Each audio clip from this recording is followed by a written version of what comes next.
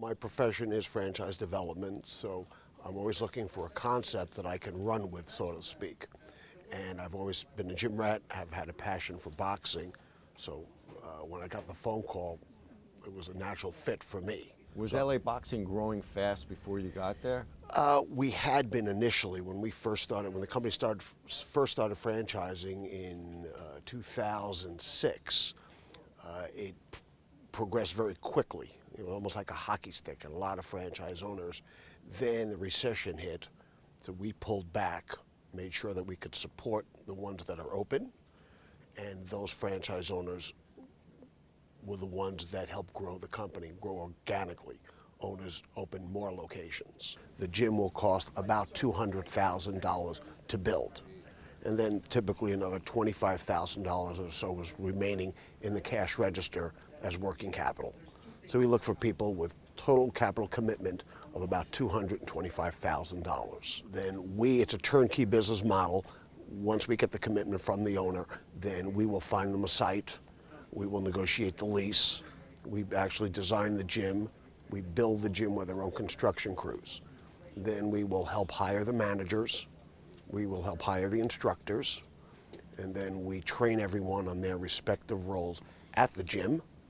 And then we educate the owner separately on how to manage the gym as the owner. What are the requirements that you have for someone who's thinking of starting a franchise in terms of capital, in terms of their background, and are there specs that you put in place that, for instance, the gym must be a certain size and must have a certain number of trainers, perhaps per members? Our most successful franchisees, franchise owners, are people, number one, that have fitness in their lifestyle. They're not professional by any stretch, but they're regular gym members, and if they don't go to the gym for a few days, they feel it and they know it. Number two, they have to have the capital, the liquid capital to do this. And third, they have to have a business plan that to us makes sense, that it can be executed. Most owners keep outside employment while they open and run their first gym. And it's all done in a timeline, and then we'll do a grand opening for the owner. And now it's a whole different ball game. Now you're open. A typical gym out of the gate will get about 400 members, and then typically they'll tap out, as we say, they'll max out between 800 and 1,000. And what's the typical fee per month for somebody to join? Typical gym membership is right around $70 a month for that monthly membership. Then the other profit centers at the gym are the personal training, merchandise and apparel, and seminars. So ideally, with all profit centers, we would like to see owners capture about $100 a month per member. So average gym has about 550 members. That's almost a $60,000 a month business. Provides a very good return on investment for the owner. The real estate market has been nuts, obviously, and even there are pockets, huge differences within pockets of the country. How has that played into your expansion? In some markets, it's been a challenge. In other words, we are very particular the type of location that we select for an LA Boxing and the lease that would be attached to it. So having a great location, if you can't match it with a great lease, it doesn't work. So it's a challenge for us to find the type of real estate we want and then marry it with the right lease. The franchise owner has to be prepared to do either of two things: walk away because we can't make the right deal, or it's the right deal, sign it today because it will be gone tomorrow, like an airline ticket.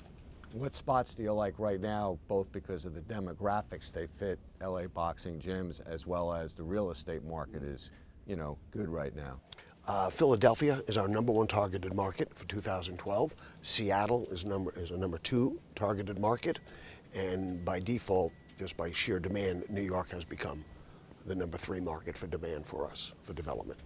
How big of an impact has the growth in mixed martial arts nationwide, and in terms of, now you got UFC, it's on broadcast television. Surely. It had on your business?